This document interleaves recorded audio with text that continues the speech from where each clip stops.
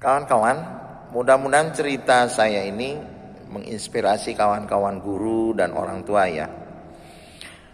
Ada hubungannya dengan membaca. Jadi pada tahun 2011 anak saya sendiri itu menjadi juara nasional untuk analis kimia tingkat SMK se-Indonesia. Ya, bersyukur nih saya. Tapi tidak tak kabur ya ini. Saya ingin cerita bahwa di balik dari kesuksesannya menjadi juara nasional ini adalah ketika dia SD, TK SD. Ya. Syukur alhamdulillah dia dapat sekolah yang baik ya, sekolah.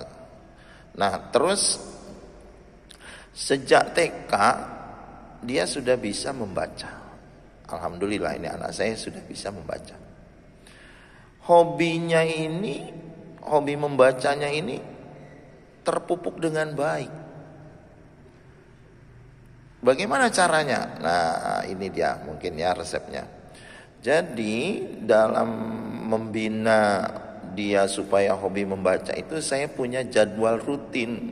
Setiap hari Ahad, hari Minggu itu saya selalu berkunjung ke toko buku. Waktu itu kami tinggal di Balikpapan. Jadi di Gramedia ya, kami ke toko buku.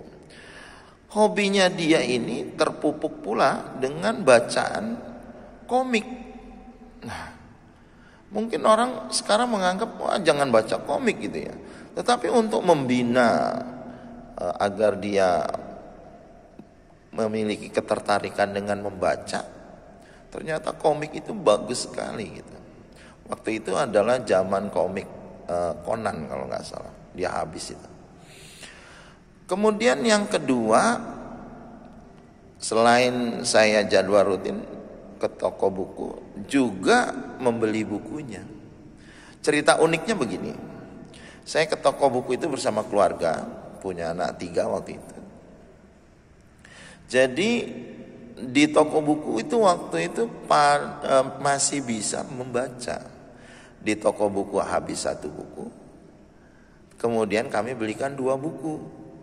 1 buku habis di jalan, nah, ya, dia baca di jalan. Baru yang buku ketiga di rumah. Nah itu setiap sepekan sekali. Terus yang kedua, ini yang penting, antara anak dan orang tua hendaknya sinkron. Ya, jadi anak itu memiliki hobi membaca karena orang tuanya juga senang membaca pada saat itu. Ya. Jadi waktu itu kalau tidak salah ada buletin untuk ibu-ibu, itu ada buletinnya, saya juga suka membaca. Jadi karena saya suka baca, istri suka baca, anaknya juga jadi ikut. Dan ini yang ketiga, resep yang ketiga. Waktu itu saya sampaikan ke istri, biarkan buku itu di mana-mana. Jadi tidak dibereskan. Tidak dibereskan rapi gitu di atas buku, di atas maksudnya di atas meja gitu, tidak. Di ruang tamu dia dapat buku. Ya. Di kamar tidur udah jelas dapat buku. Di ruang makan ada buku juga. Memang berantakan, rumah itu berantakan. Tapi dampaknya adalah mereka anak-anak ini bertemu dengan buku terus-menerus. Dan ini tidak hanya 1, anak saya yang kedua pun alhamdulillah hobi membaca. Jadi dari 3 anak 2 ini hobi membaca. Nah itulah mungkin resep bagaimana menciptakan atau membuat anak-anak menjadi hobi membaca. Mudah-mudahan ada manfaatnya. Terima kasih. Assalamualaikum warahmatullahi wabarakatuh.